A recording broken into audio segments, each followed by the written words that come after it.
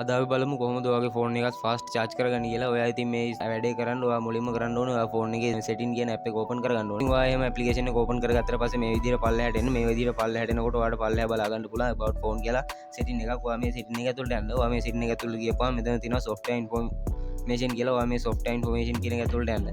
ඉතින් ඔයා ඒක ඇතුළට ගිහපුවාම ඔයා මේ වගේ interface එකක් බලා ගන්න පුළුවන්. මෙතන තියෙනවා build number කියලා එකක්. මේ build number කියන එක උඩ ඔයා 7 සැරයක් touch කරන්න. ඔයා මේව 7 සැරයක් touch කරනකොට ඔයාගේ ෆෝන් එකේ lock screen එක ඔයාලට ලබා දෙන්න එයි. ඔය වෙලාවට ඔයාගේ ෆෝන් එකට ලබා දීලා තියෙන lock එක ලබා දෙන්න.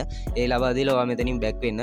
ඒ back වුණාට පස්සේ ඔයාලට මේ වගේ පල්ලෙහෙන් develop option කියලා setting එකක් on වෙලා තියෙනවා. ඔයාලට බලා ගන්න පුළුවන්.